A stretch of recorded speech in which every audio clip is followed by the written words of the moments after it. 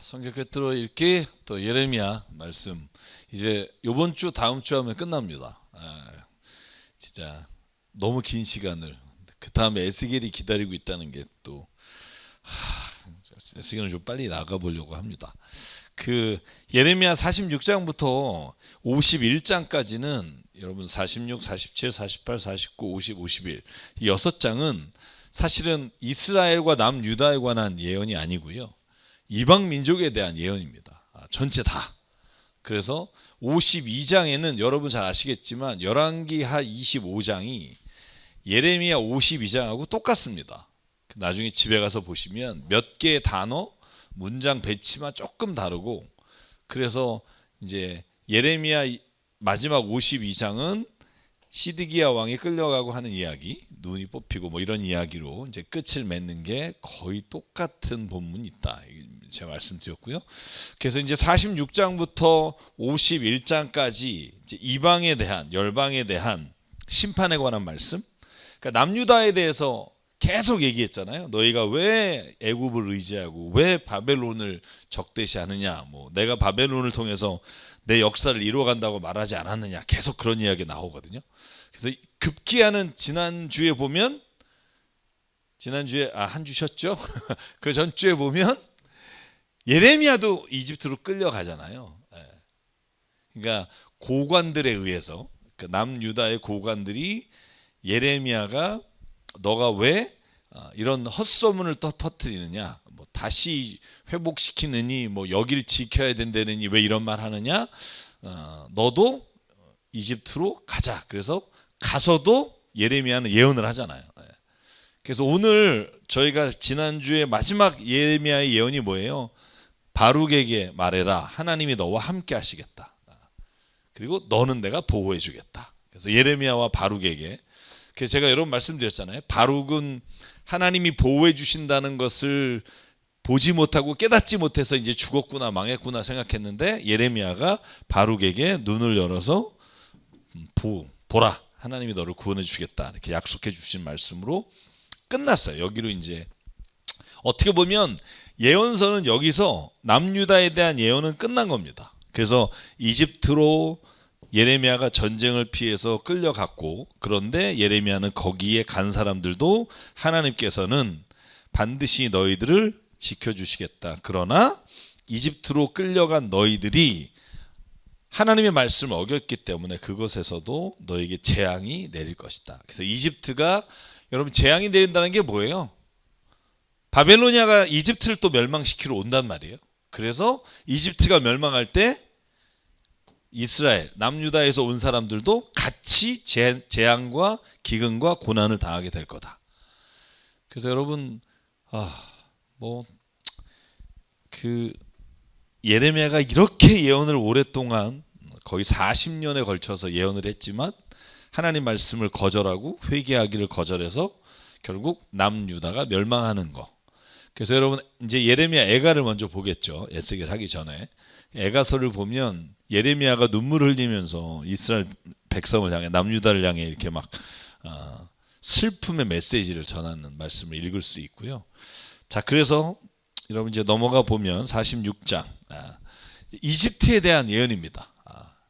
이집트가 멸망당할 거다 하는 이야기를 이제 하나님께서 계속 해주시는 말씀입니다. 그래서 시작이 어떻게 돼요? 이것은 이방 민족들에게 전하라고 예언자 예레미야에게 주신 말씀입니다. 나오는 나라가 거의 뭐 10나라 가까이 됩니다. 8, 7 이렇게 됩니다. 그러니까 처음이 이제 이집트입니다. 자, 이집트에게 한 말씀인데, 요시 아들 여호야김이 유다 왕이 된 지 4년째. 이때가 언제라 그랬죠? BC 605년 경이라고 말씀을 드렸습니다. 갈그미스의 원정 갔다가 바벨로니아 왕 느부갓네살에게 격파된 이집트의 왕 느고의 군대를 두고 하신 말씀입니다. 뭐 기억 못 하시겠죠? 여러분, 제가 지도 보여드린 거 기억나시나요? 갈그미스 전투가 일어났던, 지난번에 지도를 네, 갈그미스가 이제 여러분 이제 미스바 그 위에 갈그미스까지 한번 보여드릴게요. 네. 이 갈그미스는 이 북쪽입니다. 유프라테스 강. 그러니까 여러분, 여기가 유다고 남유다고 무깃도에서 요시야 왕이 죽죠. 그러니까 애굽에서 느고 왕이 이 갈그미스까지 전쟁을 하러 올라가요. 왜 올라갔다 그랬죠? 뭐 다시 한번 설명드리면 바벨로니아와 아시리아가 전쟁을 벌여요. 요 갈그미스에서 BC 609년에 그때 애굽이 아시리아를 도우러 가요. 그런데 그때 여러분 요시야 왕이 무깃도에서 느고 왕, 그러니까 이집트의 왕이 올라가는 것을 중간에서 차단하려고 전쟁을 일으키다가 죽어요. 그리고 결국은 갈그미스 전투에서 애굽과 아시리아군이 이겨요. 여기 때 비슷하게 뭐 완전히 패망시키진 않지만 전쟁에 승리하고 내려오다가 여러분 왕을 세우잖아요. 요시야의 아들을 느고 왕이 세운단 말이죠. 그런데 다시 또 뭐 바벨론이 와서 왕 갈고 해서 막 계속 왕이 바뀌는 뭐 여호와김 기억나시죠? 그래서 요게 609년에 갈그미스 전투에서 있었던 일이고 그 다음에 605년에 제2차 갈그미스 전투가 일어날 때 그때 느고 왕이 완전히 느부갓네살에게 패망합니다. 패망해서 결국 605년에는 이제 전 세계의 흐름이 바벨로니아로 가요. 이집트와 아시리아는 뭐 이미 패망하고 망했고 애굽도 이제 망하고 이제 바벨론이 거의 모든 나라에 모든 세계에 제패를 하게 됩니다. 그때 하신 말씀이다. 이런 겁니다. 그래서 이집트에 대한 말은 여러분 예언은 거의 동일하기 때문에 제가 아마 동일한 패턴을 빨리빨리 넘어가도록 할게요. 지명은 사실 우리가 몰라도 되는 지명이 많으니까. 그래서 여러분 요때 제2차 갈그미스 BC 605년에 하나님께서 예레미야를 통해서 말씀하신 거예요. 전쟁을 하고 있는 너희들아 크고 작은 방패로 무장하고 싸움터로 나가라. 말에 안장을 얹고 올라타거라. 투구를 쓰고 대요를 정돈해라. 창을 날카롭게 갈고 갑옷을 입어라. 주님께서 말씀하신다. 내가 보고 있는 것이 무엇이냐? 그들이 모두 놀라서 뒤로 도망간다. 그들의 용사들마저도 격파되고 그리고 겁에 질려 뒤도 돌아보지 않고 정신없이 도망간다. 발이 빠른 사람도 달아나지 못하고 용사도 도망가지 못하고 그들은 저 북녘 유프라테스 강에서 비틀거리며 쓰러져 죽는다. 아까 보셨죠? 유프라테스 강에서 이집트가 진다는 얘기예요. 근데 그 일이 이루어져서 완전히 멸망하게 돼요. 그래서 7절부터는요. 자, 나일강 물처럼 불어오른 저것은 무엇이냐? 범람하는 강물처럼 불어오는 것은 무엇이냐? 이집트가 나일강 물처럼 불어올랐다. 이 말은 뭐냐면 이집트가 엄청나게 왕성하고 굉장히 흥행했었는데 그런데 온 땅의 주민들을 멸망시키겠다고 이집트가 큰 뜻을 품고 출발했으나 그러나 이집트는 이제 울부짖는 소리로 가득하게 되고 망하게 될 거다. 여기에 나오는 여러분 이디오피아 군대, 리비아 군대, 그리고 리디아 군대 이 군대들은 왜 갑자기 끼어나오냐 하면 이집트에서 이 나라들의 용병들을 사다가 전쟁을 치렀어요. 여러분 그 용병은 옛날에도 있었습니다. 지금도 용병 있잖아요. 여러분 우크라이나 전쟁에 용병들 막 이렇게 지금 가서 전쟁을 하고 있는 사람들도 있는데 이 당시에도 이집트의 근처에 있는 나라들로부터 용병, 돈을 받고 전쟁을 치르는 사람들. 근데 대부분 이런 애들이 제일 먼저 도망가요. 전쟁에서 질 것 같다 그러면 제일 먼저 도망가요. 그래서 얘네들 진격 앞으로 하잖아요. 뒤에 보면 얘네들이 다 자기 집으로 돌아가자 이렇게 떠드는 애들은 다 그 애들이에요. 아까 나왔던 용병들이 제일 먼저 도망갈 거다 이런 거고요. 자, 그래서 오늘은 하나님께서 이집트에게 복수의 칼날을 그에게 베푸셨다. 그리고 아까 전쟁했던 갈그미스에서 유프라테스 강가에서 희생 제물을 잡으시는 날이다. 그래서 결국 이집트가 모든 병사들이 무너지고 온 땅에 울부짖는 소리가 들리게 될 것이다. 이게 이제 46장에 시작하는 부분입니다. 46장 전체가 이집트의 멸망에 관한 거라 굉장히 길어서 자, 근데 제가 이걸 정리하면 이런 거예요. 여러분 BC 605년 아까 말한 갈그미스 전투에서 패배하게 되는데 46장은 그 예언에 대한 성취를 기록하고 있고 실제로 전쟁에서 멸망하게 됩니다. 그리고 이 용병들은 진격하지만 패망하고 요시야를 죽인 이집트의 느고 왕이 바벨로니아 느부갓네살에게 심판받는 날이 되고 이게 이제 설명에 관한 것이고요. 자, 그 다음에 계속 나가볼게요. 자, 주님께서 예레미야 왕 예레미야에게 바벨로니아 느부갓네살이 이집트 땅을 치려고 올 것을 말씀하셨다. 이건 뭐냐 하면 그 다음에 602년인가 여러분 애굽을 치러 와요. 누가? 바벨로니아의 느부갓네살 왕. 여러분 제가 여러분에게 말씀드렸죠. 바벨로니아에게는 왕을 외워야 되는데 왕을 외우기가 참 쉽다. 왜? 한 명만 외우면 된다. 느부갓네살 왕이 전쟁을 시작해서 전쟁에 승리하고 느부갓네살 사람이 죽으면서 신왕조 바벨로니아는 멸망을 해요. 얼마나 좋아요. 외우기가. 느부갓네살만 알면 돼요. 여러분 페르시아만 해도 그 왕이 얼마나 많아요. 여러분 고레스부터 시작해서 아수에로 아학다스다 이런 왕들이 다 페르시아 왕이란 말이에요. 그런데 여러분 그냥 여러분 자신 있게 아시리아에는 사네립도 있고 왕이 많아요. 근데 바벨로니아는 딱 한 사람 느부갓네살만 알면 된다. 너무 좋죠. 다른 왕들은 거의 그 아버지도 시작해놓고 돌아가셔서 느부갓네살 왕이 있고 왕이 죽은 다음에 거의 바벨로니아를 멸망의 길을 가기 때문에. 왜냐면 보십시오. 이스라엘을 멸망시킨 게 느부갓네살 왕이에요. 그죠? 586년. 그죠? 그 전에 지금 이집트를 공격하고 멸망시키고 그 다음에 여러분 아시리아 니느웨를 공격해서 655년에 멸망시키고 그리고 나서 580년 멸망시키고 그리고 페르시아가 이스라엘을 회복시킨 게 538년이에요. 그러니까 기간이요. 바벨로니아가 흥행했던 물론 바벨론은 고대 왕국도 있지만 이 신바벨로니아는 그 짧은 시간 동안 이 전 세계를 제패하고요. 그 비슷한 나라 또 하나 있죠. 마케도니아. 여러분이 잘 아시는 왕. 역사를 좀 보면 알렉산더 대왕이죠. 그러니까 알렉산더 대왕 딱 10년이잖아요. 여러분 333년에 전쟁이 시작해서 323년에 죽어요. 그래서 여러분 네 나라로 이렇게 나눠지고 그 중에 여러분 이스라엘과 관련된 나라들 이렇게 저희가 나중에 같이 이제 공부하게 되는데 그래서 여러분 그 왕이 적으면 참 좋다 이런 얘기를 드리고요. 자 그래서 쳐들어 내려와서 요 지명은 제가 나중에 지난주에도 제가 요 지도를 한번 보여드렸습니다. 그래서 이 지명들이 나오게 됩니다. 자 그래서 믹돌에서 외치고 멤피스와 다바네스에서 외쳐서 온 이집트에게 알려라. 뭘 알리냐? 이집트야 힘센 황소가 거꾸로 졌느냐? 주님께서 그를 메어치셨기 때문에 그가 서서 견딜 수 없다. 이게 다 이집트에 관한 예언입니다. 너희의 많은 군인들이 비틀어지고 쓰러져 죽으면서 말하기를 일어서라 우리 민족에게서 돌아가자. 이게 아까 말한 용병들의 말일 거고 이 무서운 전쟁을 피하여 우리 고향 땅으로 돌아가자 하였다. 이제는 이집트의 왕 바로를 기회를 놓친 떠벌이라고 불리게 될 거다. 이제는 나는 왕이다. 나의 이름은 만군의 주다. 하나님께서 직접 이 일을 이루고 계시다. 그래서 여러분 멤피스, 믹돌, 다바네스가 여러분 북이집트의 중요한 도시예요. 그래서 믹돌, 멤피스, 다바네스 여기가 여러분 이집트는 여러분 그 홍해가 이렇게 돼 있고 여기가 나일강이잖아요. 나일강 상류 쪽.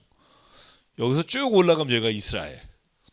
전체적인 머리를 좀 그 지도는 그리고 있으시면 좋을 것 같아요. 밑에는 왼쪽에 이집트가 있고 에디오피아가 있고 이렇게 해서 기슬고 올라가면 여기가 예루살렘이 있고 유다가 있고 일로 올라가면 시리아가 있고 그죠? 자, 그 다음에 20절로 넘어갈게요. 예쁘디 남송아지 이집트가 이제는 북녘에서 마구 몰려오는 쇠파리 떼에 시달리는 암송아지가 될 것이다.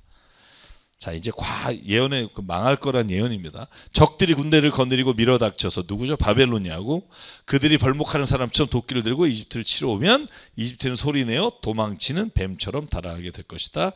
딸 이집트의 백성이 수치를 당하고 북녘 백성의 손에 넘어갈 것이다. 바로뿐만이 아니라 그를 의지하는 사람에게도 벌을 내리겠다. 여러분 이게 누구죠? 남유다에서 이집트를 지지하고 그쪽으로 피난 간 사람들을 포함한 사람들이에요. 이집트에 대한 예언. 이집트가 아까 605년 BC 605년에 갈그미스 전투에서 지고 602년에 바벨로니아가 느부갓네살이 침략을 합니다. 그래서 567년에 완전히 패망하게 돼요. 여러분 재밌죠? 이스라엘 남유다가 멸망한 연도가 몇 년이죠? BC 587년. 그죠? 20년 뒤에 이집트도 완전히 멸망합니다. 근데 이미 602년에 패하고 거의 이제는 마지막 운명이 거의 뭐 대영 제국이니까 시간이 걸렸을 뿐이지 결국은 539년에 완전히 멸망합니다.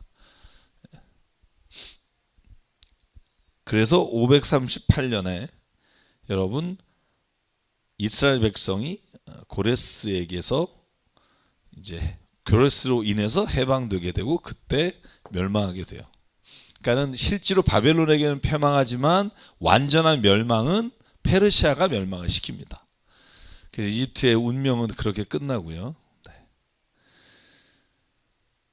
자, 그래서 뭐 여기에 나오는 단어들 중에 테베의 신 아몬을 뭐 언급하고 또 이집트가 믿고 있던 신들도 함께 멸망할 것이다. 이런 말씀들이 나옵니다. 자, 그러면서 26절에 내가 그들의 목숨을 노리는 바벨로니아와 느부갓네살과 그 부하들의 손에 그들을 넘겨주었다.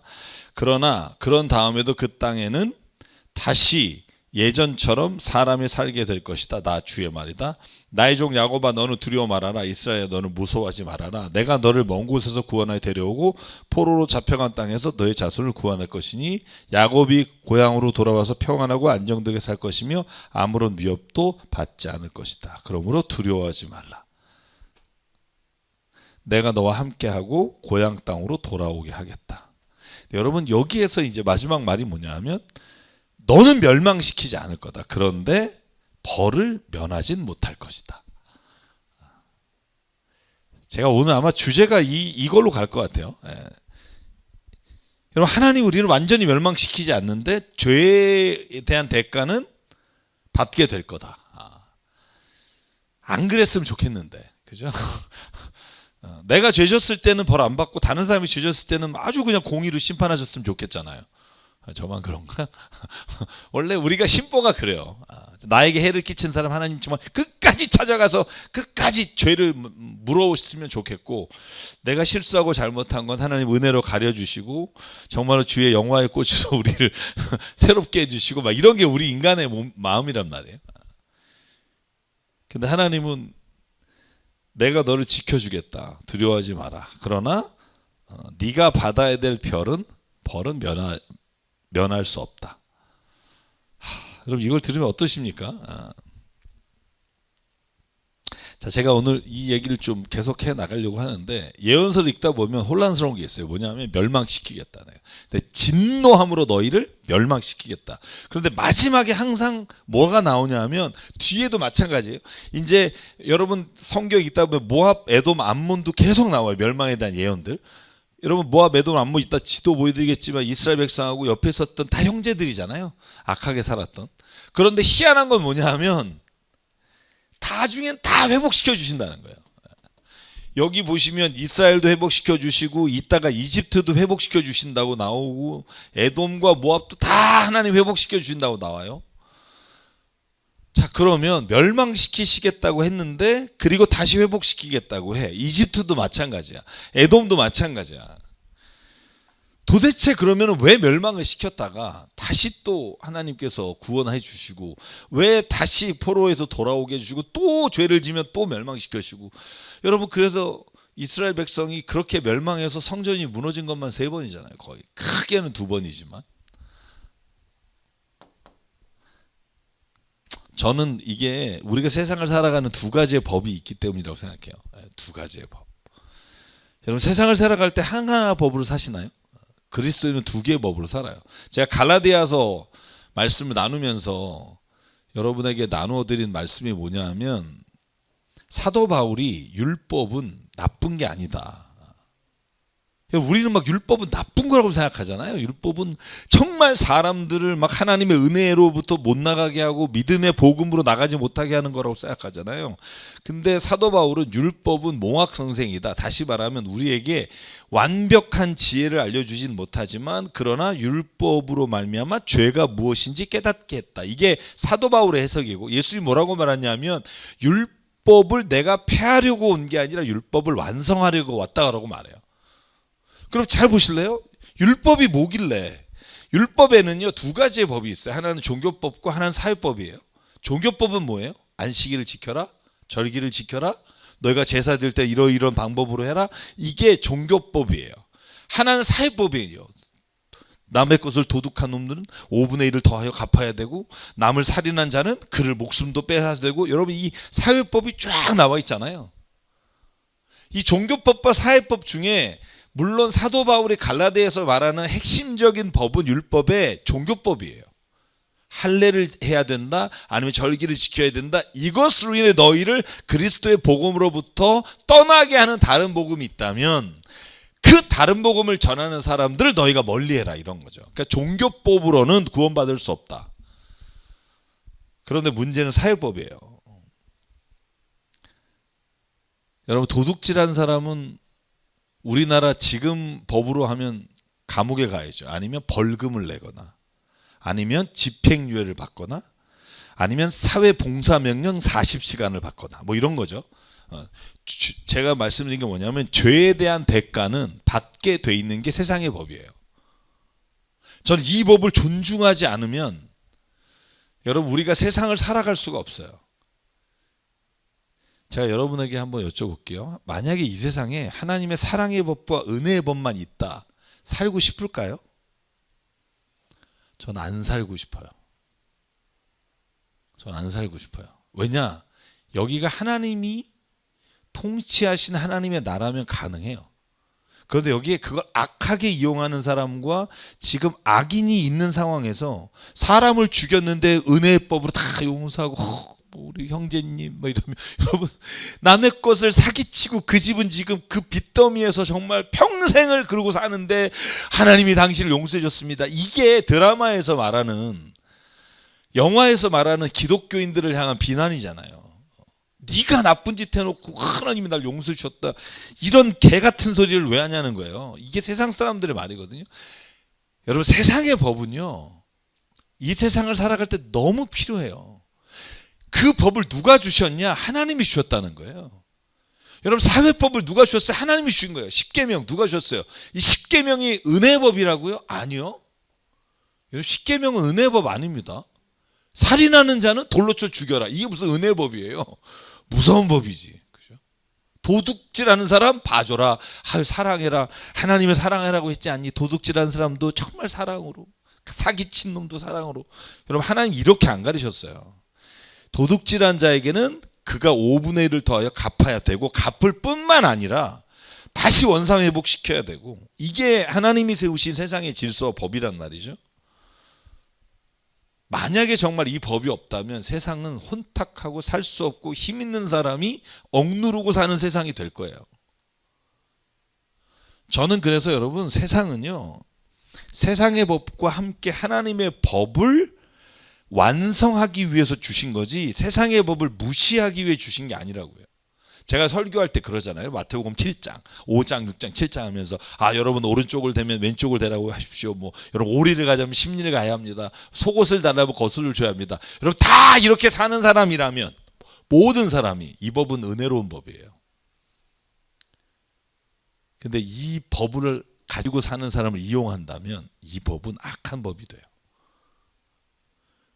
그래서 예수께서 말씀하신 그 법은 여러분 세상에서 우리가 잘못한 것을 다 피하고 은혜로 대충 은혜로 때우지 않은 법이 아니고요. 그 세상에서 당한, 우리가 행한 일대로 우리가 처벌받고 우리가 그 대가를 치르는 것은 당연한 거고, 그러나 그럼에도 불구하고 나는 너를 용서하겠다. 너가 이 죄로 말미암아 10년형 20년을 감옥에 가서 사는 건 너가 죄에 대한 대가고, 그런데 나는 너에게 더 이상 이 죽음에 대해서, 이 잘못에 대해서 내가 너를 용서하겠다 하는 건 내가 하나님의 법으로 그를 용서하는 거지 그의 죄가 없어지는 건 아니라는 거예요. 그래서 저는 라이놀드 니버라는 사람의 말이 정말 요즘 이해가 가는 게, 그 사람이 그런 말을 해요. 하나님은 사랑의 법으로 세상을 창조하셨고 그 사랑의 법으로 우리를 다스리세요. 지금도 사랑의 법으로. 아무리 죄를 져도 하나님 우리를 용서하시고 사랑하십니다. 그런데 하나님이 세상을 통치하시는 사랑의 법은 정의라는 법으로 세상을 다스려 가시는 거예요. 이건 사랑이 정의와 반대되는 게 아니라 정의를 사랑은 완성시키는 일을 한다. 예를 들면 내가 부모예요. 부모인데 애가 도둑질을 했어. 남의 걸 훔쳤어. 아이고 그럴 수도 있지, 사랑해. 이러면 여러분, 그건 아이를 잘 가르치는 게 아니에요. 잘못했어? 너 잘못했으면 가서 잘못했다 그래. 네가 훔친 거 갖다 드리고 더 갖다 드려. 그리고 만약에 이게 집안에서 이루어지는 일이 아니라 사회에서 그 법에 의해서 집행이 되는 거면 얘가 감옥을 가거나 대가를 치르는 일은 너무나 당연한 일이에요. 그게 하나님의 사랑의 법. 하나님이 사랑이신데 왜 이런 정의를, 여러분 정의는 우리를 위해서 주신 거예요. 여러분 지옥에서 온 판사라는 영화, 제가 요즘 은혜 받고 있는 영화 드라마인데 되게 골 때려. 말도 안 돼요. 악마가 지옥에 가지 않을 사람을 지옥에 보내가지고 얘가 세상에 벌 받아서 온 거예요. 그래서 지옥에 갈 사람을 잘못 보낸 그 사람의 육체에 들어와서 얘가 그 죄인인데 남에게 용서받지 못하고 용서를 빌지 않은 죄인은 이제 죽여서 지옥으로 보내는 거. 10명을 하면 네가 다시 올 수 있다, 이렇게 내려왔단 말이에요.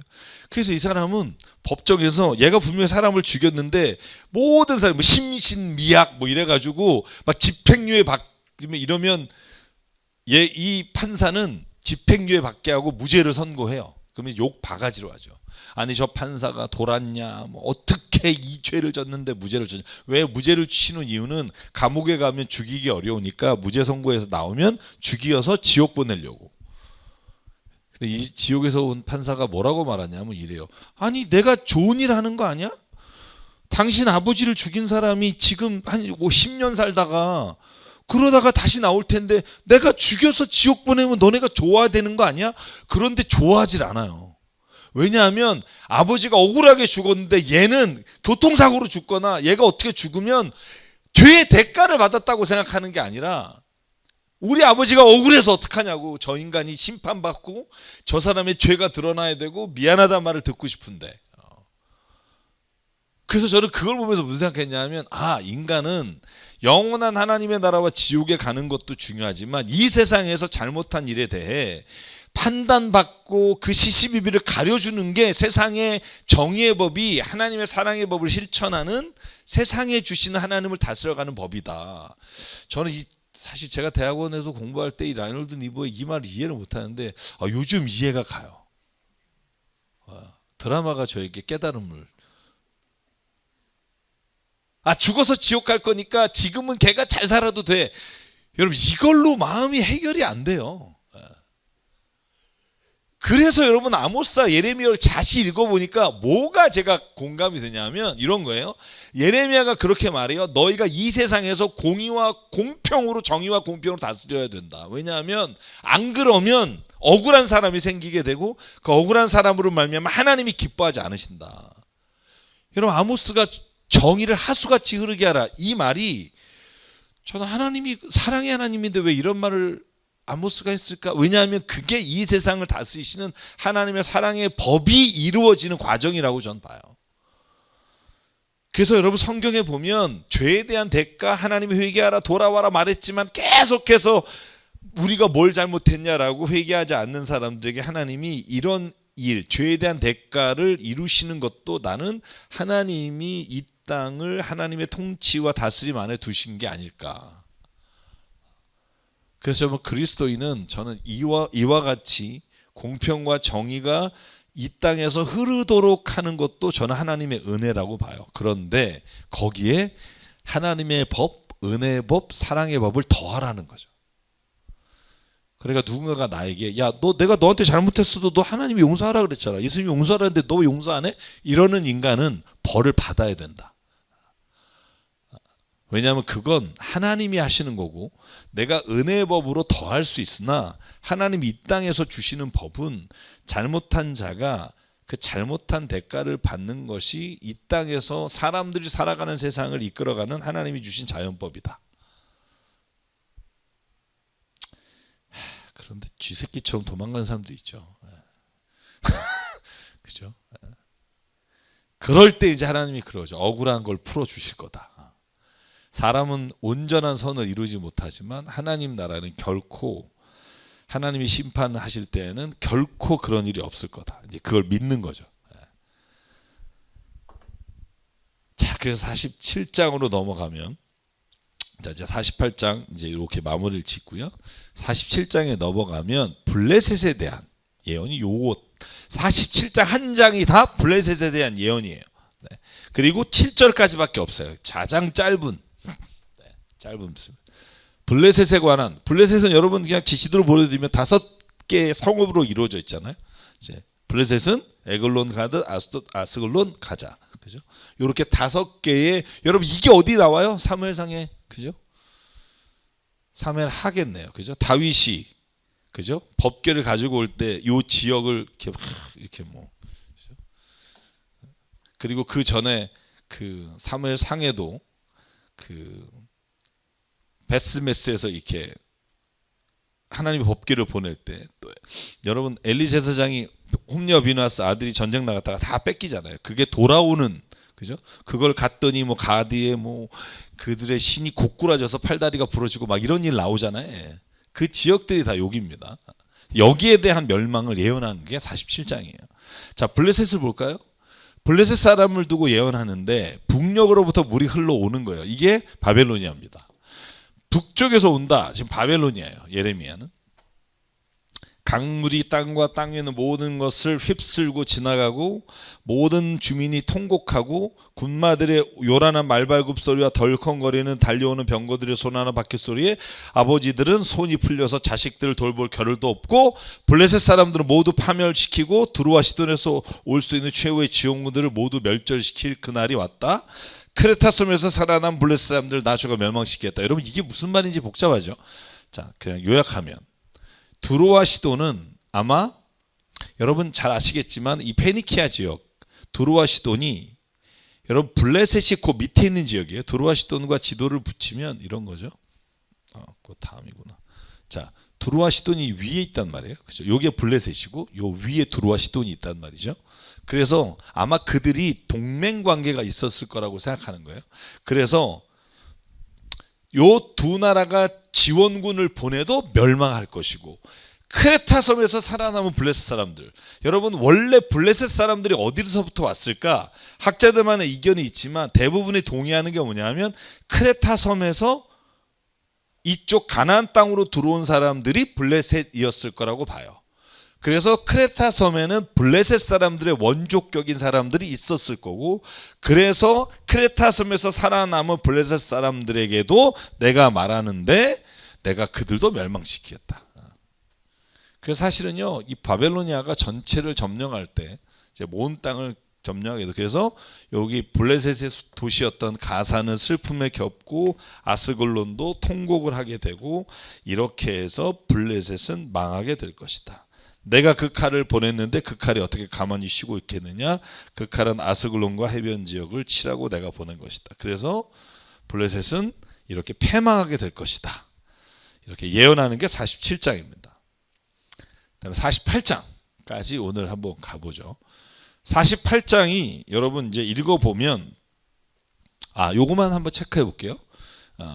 드로아 시도는 BC 594년, BC 587년에 망합니다. 역시 느부갓네살 바벨로니아에. 그 크레타는 블레셋의 원 고향에 해당되는 곳이고 블레셋 사람들이 이곳에서 나와서 팔레스틴 연안에 자리를 잡게 됐다. 이동 경로를 보면 크레타 섬이 어딘지는 아시죠? 지중해 가운데 있는 섬이고 바로 이스라엘과 붙어 있는 곳입니다. 나중에 지도가 나오면 보여드릴게요. 자, 48장은 이제 모압에 대한 예언이 나오고 그 다음에 암몬에 대한 예언이 나오고 에돔에 대한 예언이 나옵니다. 모압과 암몬, 자, 누구의 자식이죠? 여러분 잘 아시는 것처럼 아브라함의 조카 롯이 술 취해서 딸들과 낳은 자식이 모압과 암몬입니다. 그래서 모압은 그냥 모압이고, 그리고 암몬은 원래 베남미라는 이름이었는데 거기서 암몬 족속이 돼요. 그래서 딸 둘의 이름이 이따 나옵니다. 제가 알려드릴게요. 자, 그 중에 모압에 관한 예언이에요. 참, 그렇죠. 그러니까 다 식구예요. 사촌. 자, 모압을 두고 하신 말씀입니다. 나 만군의 주 이스라엘의 하나님 말한다. 불쌍하다. 누구야? 지역 이름입니다. 다 성읍이 파멸되었구나. 기럇다임도 수치를 당하고 점령되었다. 모압의 지명들입니다. 제가 지도를 좀 보여드리면 이런 거예요. 여기가 남유다, 북이스라엘. 그죠? 이 밑이 아까 애굽이었고, 자, 그 다음에 모압, 암몬, 이 밑에 에돔이에요. 여러분, 에돔은 여기가 광야인데 여러분 기억나시나요? 에돔이 에서의 자손이잖아요. 에서가 누구의 형제예요? 야곱과 에서. 그럼 야곱이 이쪽에 자리를 잡았을 때, 야곱이 원래 여기에 살았잖아요. 그때 에서는, 여러분, 이 야곱이 있을 때 이 밑에 지역에 12지파를 이루게 될 것이다. 여러분 창세기에 나온단 말이에요. 그 이름까지 나와요. 제가 목사고시 준비할 때 제가 책을 막 덮어주고 던졌던 곳이 여기입니다. 시험 문제가 뭐였냐면, 물론 나오진 않았는데, 에서의 12아들의 이름을 쓰시오. 생판 들어본 적도 없고 한 번도 말해본 적도 없고 이름이 나와요. 그래서 던졌어요. 나 정말 이걸 왜 외워야 되지? 뭐 이런 생각을 했어요. 지금 아브라함, 야곱의 12아들도 이름 외우기가 힘든데, 그죠? 신문부터 쭉, 그죠? 그래서 어쨌든 이 모압, 이 땅인데, 요 땅에 대해서 이제 지명들이 이 안에 있는 지명들이라는 것만 아시면 되고요. 자, 그래서 모압의 영화는 사라지고 헤스본에서 그들은 모압을 멸망시킨 작전을 짜고, 그리고 모압을 멸망시키려고 그들이 와서 너희들 뒤쫓을 것이고, 호로나임도 지명입니다. 울부짖는 소리가 들려오고 모압이 파괴되었다 하며 사람들이 다 울부짖는 소리가 들릴 거다. 그래서 모압에 대한 예언입니다. 자, 그리고 나서 또 다시 계속 예언이 시작돼요. 자, 너희는 도망하여 목숨이나 건져라. 사막의 떨기나무와 같은 신세나 되어라. 자, 7절하고 13절이 제가 왜 모압이 멸망했느냐를 파란색으로 적어봤어요. 보시면 이유가 여러 가지가 있겠지만 그 중에 이스라엘과 남유다가 멸망된 것과 똑같아요. 이방신을 섬겼다는 거예요. 여러분, 금오스잖아요. 금오스신. 암몬은 뭘 섬기죠? 여러분, 몰렉이라고 하는, 그죠? 인신제사, 자식을 바쳐서 불태우는 걸 암몬의 몰렉이고, 여러분, 모압은 금오스라고 하는 신을 섬긴 게 다 이스라엘이 가져와요. 그래서 그들이 다 섬기게 돼요. 자, 그 제사장과 고관들도 함께 포로로 끌려갈 것이다. 그러니까 모압이 망한 이유도 뭐냐면 이방신을 섬겼다는 것에 초점이 있다. 멸망시키는 자가 성읍에 쳐들어올 것이고, 이건 뭐 바벨로니아 느부갓네살, 너희는 모압에게 날개를 달아주고 마음껏 도망가게 해라. 그러나 결국 다 멸망하게 될 것이다. 모압의 멸망에 함께하지 않는 자도 저주를 받을 것이다. 무서운 말이죠. 자, 그래서 모압은 일찍부터 안전하게 살았으며 포로가 되어 끌려가 본 적이 없었다. 모압은 여러분 포로로 끌려간 적이 없어요. 그런데 정말 재밌는 건 뭐냐 하면, 이따가 제가 설명드리겠지만 암몬과 에돔은요 짧게 나와요. 멸망이. 모압만 길어요. 왜 그럴까? 제가 이따 추측해서 말씀을 드릴게요.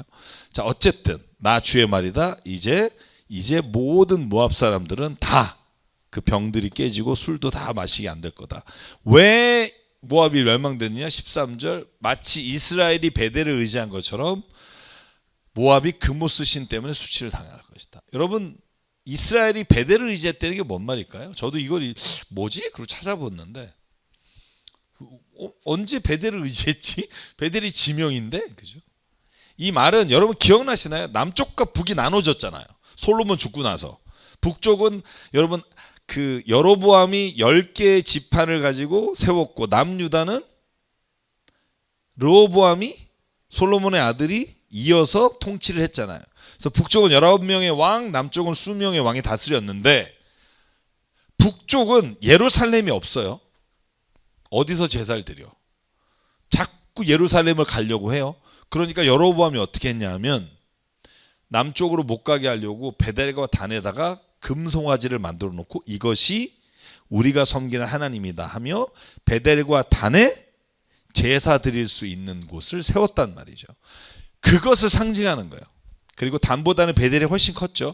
그러니까 이스라엘 백성이 베델을 섬겼다. 다시 말하면 황금송아지와 이방을 섬긴 것처럼 모압도 그모스 신을 섬긴 것 때문에 망하게 될 것이다. 이 만군의 주가 모압도 멸망한 거다. 자, 모압에 대한 멸망이 또 나와요. 자, 이거 뭐 다 똑같은 말입니다. 막강히 있던 나라가 망하게 될 것이고, 그리고 모압을 멸망시키는 자가 너 디본을 치러 올라갈 것이고, 모압이 수치를 당하고 어이없게 함납되었다라는 소리 들을 거다. 자, 그래서 제가 여기 멸망한 이유에 대해 설명을 했고요. 하나님은 이스라엘 백성 회개하고 돌아오기를 기다렸는데 모압도 마찬가지라는 거예요. 이스라엘 백성이 아니라 모든 민족에게 하나님은 회개할 기회를 주셨다. 돌아올 기회를 주셨다. 우리나라도 마찬가지고. 그런데 회개하지 않고 악을 행하고 우상을 섬겼다. 그러므로 하나님이 모든 열방과 민족을 향해 동일한 메시지를 선포한다. 정의와 공평으로 세상을 다스리고 하나님을 믿고 선을 행하라. 그러지 않으면 멸망당하게 될 것이다. 자, 그래서 제가 이렇게 설명을 드리면서 또 하나의 오해가 없었으면 하는 것 중에 하나가 뭐냐면, 그러면 모든 세상에서 사고를 당하거나 멸망을 당하는 나라들은 죄로 인해 그런 것이냐라는 생각이 들 수 있다는 거죠. 모든 것을 그렇게 할 수는 없다라는 거예요. 이게 어려운 거예요, 신앙생활에서. 그러니까 예를 들면 저 나라가 망하면 저 나라가 다 죄를 져서 멸망했다 이렇게 말하면 좋은데, 사실은 그렇지 않은 나라도 악한 나라에 의해서 멸망당하는 경우가 있단 말이에요. 그리고 악한 사람에 의해서 선하게 살던 사람이 굉장히 어이없이 죽을 수 있단 말이에요. 그래서 성경은 뭐라고 말하냐면 그것들에 대해서 우리가 판단하지 말라는 거예요. 여러분, 대표적인 게 요한복음 9장이잖아요. 날 때부터 시각장애인이 있는데 제자들이 보니까 이놈이 죄진 건지 아버지가 죄진 건지 어쨌든 죄졌으니까 병이 생겼겠지. 그리고 예수께 물어봐요. 아버지의 죄입니까? 아니면 이놈의 죄입니까? 그랬더니 예수께서 말하시기를 두 사람의 죄가 아니라 하나님이 자기의 일을 드러내기 위함이다. 그러니까 조심하라는 거죠. 왜냐하면 그 사람이 어떤 일을 경험했다는 것으로 인해 내가 판단하고 저 사람을 비난하고 욕하라고 하나님이 그것을 이루어가는 게 아니라, 우리가 정말로 다른 무엇인가를 판단할 때는 우리의 한계가 있다는 걸 명확히 알아야 된다. 그리고 이런 말도 위험해요. 저 사람 정말 선한 사람인데 안타깝다. 맞는 말인데 그 사람이 진짜 선한지는 그 사람 하나님밖에 몰라요. 여러분, 저를 선하다고 아닌가? 아니구나. 할 말 없고. 아닐 수 있어요. 이 안에 시커먼 게 있을 수 있고 아무도 몰라요. 드러난 죄만 알게 되지. 그래서 저는 모든 인간은 다 하나님 앞에 다 똑같다고 생각해요. 죄질 기회가 없는 게 은혜라고 생각하지, 만약에 죄질 기회가 있었다면, 내가 만약에 1000억 정도가 있었다면 세상을 어떻게 교만하지 않게 살 수 있었을까? 사실 자신이 없어요. 자본주의 사회에 1억만 주면 대신 사람 죽여주는 이 세상에 1000억 정도가 있는데 내가 겸손하게 사람들에게, 그러면 너무 좋겠지만,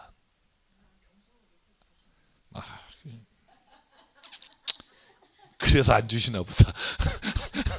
저렇게 자신 있으면 안 돼요.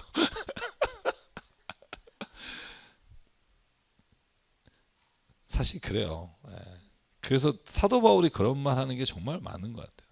내가 진짜 오히려 없는 것 가운데, 약함 가운데 하나님이 내 안에 강함으로 드러나기를 소망하는 거지. 제가 영화나 이게 드라마 보면서 가끔 그런 생각해요. 여러분, 뭐 드라마 뭐 모든 드라마를 봐도 그런 거잖아요. 예를 들면 뭐 노조 위원장 하다가도 잠깐 보자고 해서 회장님이 10억 주면 이 회사 좋은 회사라고, 그리고 직원들한테도 우리가 잘못 알고 있었다, 이거 나중에 알고 보면 뭐 돈이 왔다 갔다 하고, 그 사람 참 저런 나쁜 놈 이렇게 말하지만 내가 10억을 준다 그럴 때 사람이 유혹을 안 당할까? 나만 쓰레기 같지 왜? 저도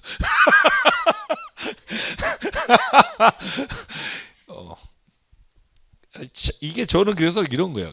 저는 그 말이 맞아요. 성경에 내가 죄인의 자리에 서지 않게 해주신 게 고마운 거지.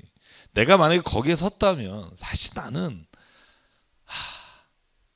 난 주님의 자녀 이걸로 버티는 게 얼마까지일까? 사실 그거에 대해서 늘 퀘스천을 가져요. 죄송해요. 혹시 뭐 같이 보시는 분 중에 저런 목사가 다 있냐 이런 분 있으면 너무 죄송하고요. 저는 그래서 사도 바울의 말씀이 항상 떠올라요. 너희가 섰다 했을 때 넘어질까 두려워하라. 저는 이 말은 늘 마음에 새겨야 되는 말인 것 같아요.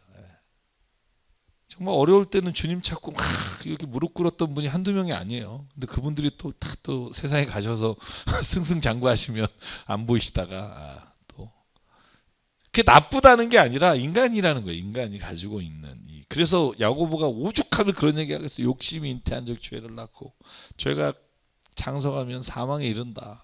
죽는지도 모르면서 간다. 그래서 어쨌든 이 지명은 뭐 여러분 다 모압 땅에 있는 모든 원근각처의 성읍 이름입니다. 모압이 나 주를 거스려 자만했으므로 스스로 조롱거리가 되게 하였다. 여러분, 제가 이제 모압이 왜 멸망했냐에 대한 얘기를 좀 정리를 할게요. 그리고 나서 뒤에를 좀 오늘 아마 뭐 여기밖에 못할 것 같은데 48장 전체가 모압이에요. 그리고 47절인가까지 있단 말이에요. 41절? 네. 47절일 거예요. 47절까지 있어요. 중간에 한번 끊어서 설명을 좀 하고 아마 다음 주에 이어서 해야 될 것 같은데, 왜 그러면 모압이 이렇게 뭐 그렇게 잘못했다고? 암몬과 에돔은 한 7절 뭐 이렇게 되는데 5절? 왜 모압일까? 제가 이렇게 좀 찾아보니까 모압이 이스라엘 백성을 가장 괴롭혔어요. 여러분 발락 알잖아요. 그죠? 모압 왕 발락이 발람 선지자를 데려다가 저주해라. 산에 올라가면서 4군데 돌아다니면서 저주를 해라.